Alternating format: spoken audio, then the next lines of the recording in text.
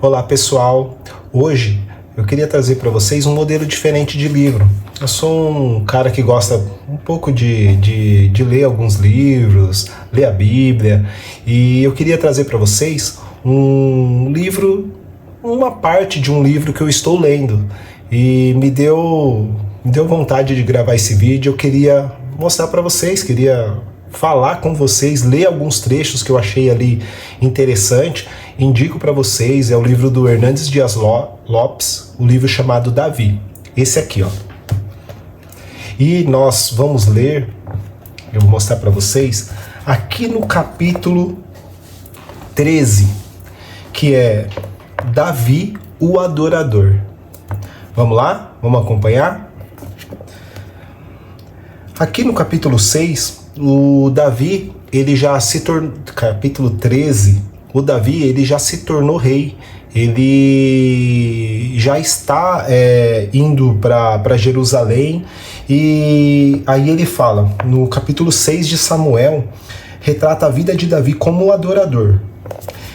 A história da arca, que se encontra em 1 Samuel 4, 1, 7, há aqui uma grande lacuna de tempo, porém Davi constrói uma ponte sobre essa lacuna, desejando que Jerusalém fosse não só a sua capital militar e política, mas também o centro religioso da nação. Olha só Davi, ele se tornou rei e mesmo assim ele não esqueceu do Senhor. E aí vem aqui, ó, Davi consolida seu reino e vence seus inimigos e recebe a ajuda de seus aliados. Olha aqui, ó. A arca era... Ele pede para ir buscar a arca, né? Porque os filisteus tinham roubado a arca. E aí ele vem aqui, ó.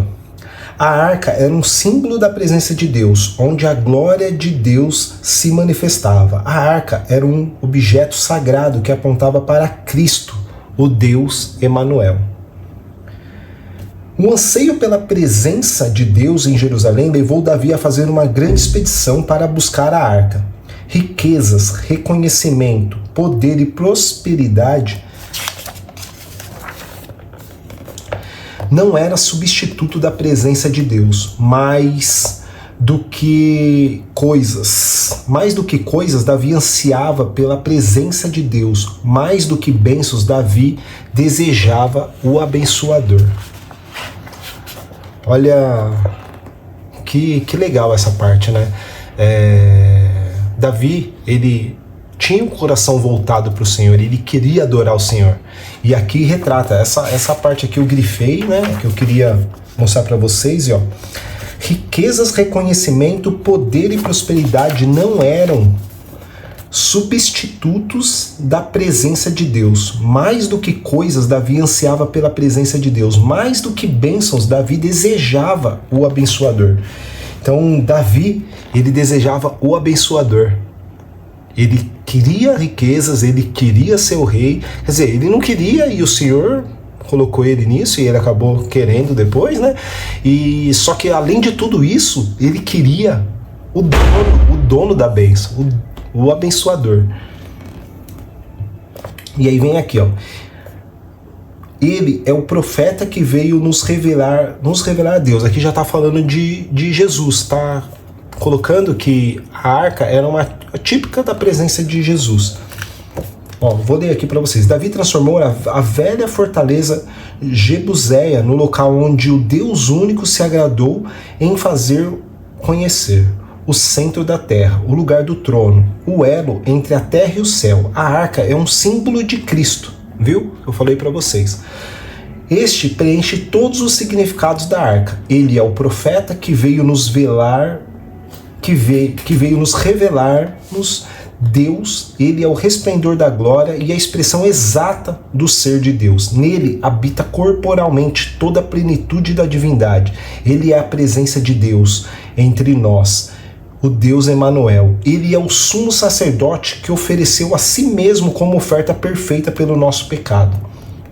Ele é o Rei dos Reis, Senhor dos Senhores, que governa a vida do seu povo. Que palavras bonitas, né?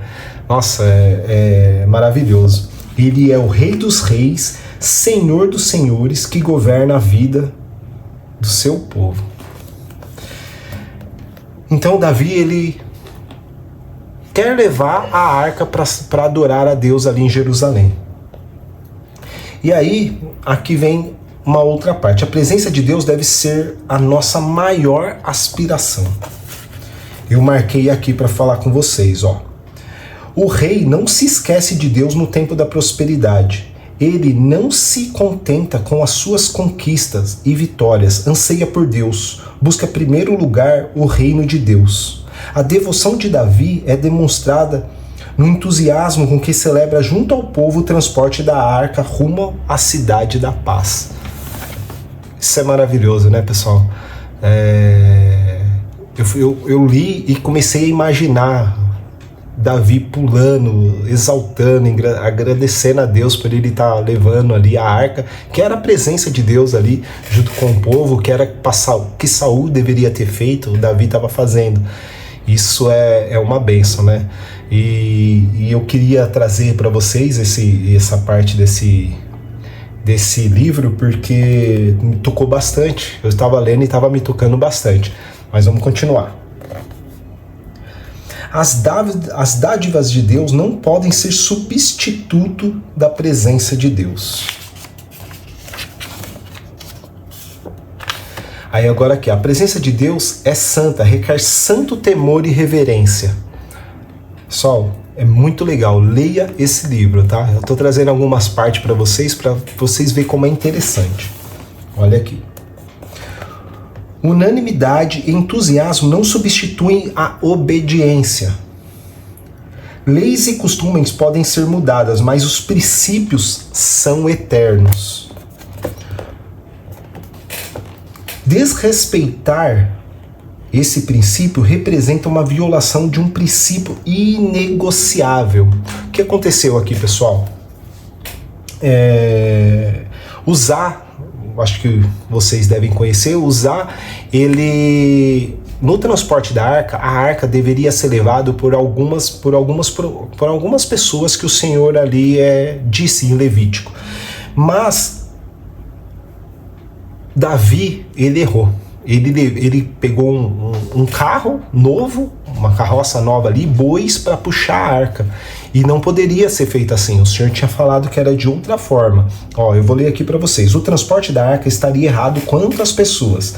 Assim como a forma de transporte estava errada, as pessoas que conduzia também não eram as certas. A arca devia ser transportada pelos coativas.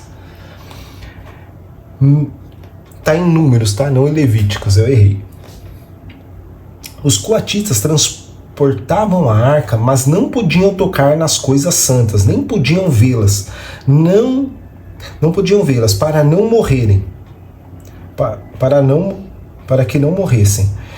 No entanto, os responsáveis pelos bois e pelo carro novo, sua carga especial, a arca da aliança, são Uzá e Aiô, e não os coatitas. Então, você está vendo, né?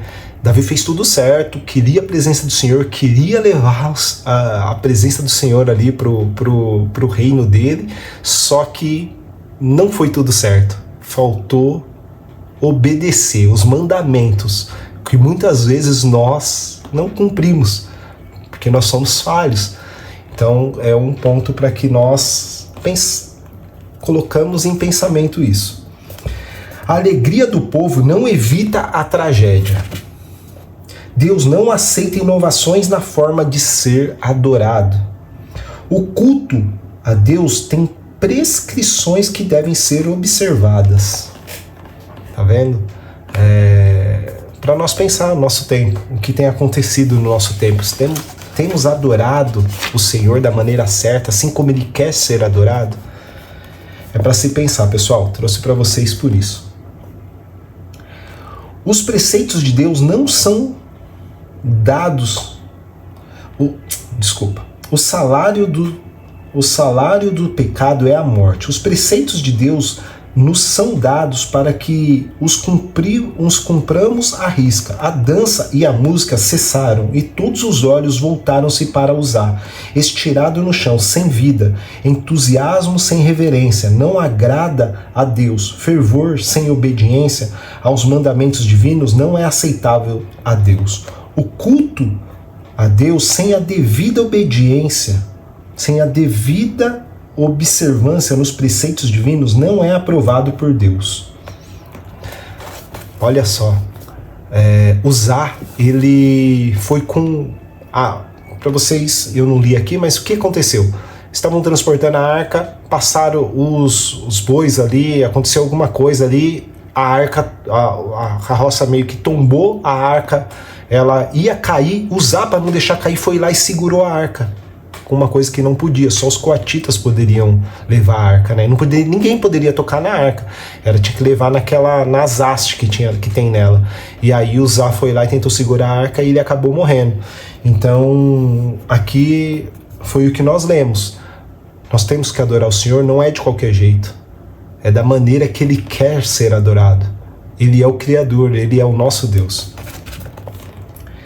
Esse episódio deixou uma lição para as futuras gerações, para nós. As coisas de Deus precisam ser tratadas com reverência e santo temor. Não podemos banalizar a presença de Deus. Triplamente santo. Forte, né? Eu vou ler de novo. Esse episódio deixou uma lição para as futuras gerações. As coisas de Deus precisam ser tratadas com reverência e santo temor. Não podemos banalizar a presença do Deus triplamente santo. Pai, o Filho e o Espírito Santo. Em Gate, a arca ficou 3 meses e o Senhor abençoou a Obed-Edom e toda a sua casa por amor à arca. Eles, depois desse episódio, ao invés de eles terem levado ali para Jerusalém já, deixaram na casa de Obed-Edom. E Obed-Edom foi abençoado, porque a presença do Senhor estava ali. A presença de Deus é digna da nossa mais efusiva celebração. Diz a Escritura: servi ao Senhor com temor e alegrai-vos nele com tremor. Temor e alegria caminham juntos. Vamos lá. O orgulho de Mical não permitia ver o rei misturado com o povo na celebração festiva. Ela despreza Davi juntamente naquilo que o tornava grande, ou seja, sua devoção ao Senhor e sua espontaneidade na adoração. Mical estava preocupada com a dignidade real, decoro pessoal e aparência externa. Mical e Davi representam 2 reinos. O antigo regime está preocupado com a forma. O novo reino celebra com alegria. Mical é como alguém que tem vinho novo em odres velhos. E isso simplesmente não funciona. Que semelhança de Davi possamos desejar, que a semelhança de Davi possamos desejar Deus mais do que desejamos suas benesses. Nossa devoção, dependência e gratidão a Deus devem ser demonstrada ao Senhor não apenas nos 2 dias sombrios de prova, mas sobretudo nos dias ensolarados de vitória. Irmãos, espero que vocês tenham gostado. O livro é esse aqui, Davi. Eu vou ver se eu trago mais uma continuação dele. Se vocês gostaram, queria que vocês comentassem aqui, compartilhassem, falassem se foi legal o jeito que eu fiz aqui, para que nós possamos falar mais, tá bom? Espero que tenha abençoado, esclarecido vocês e fiquem com Deus.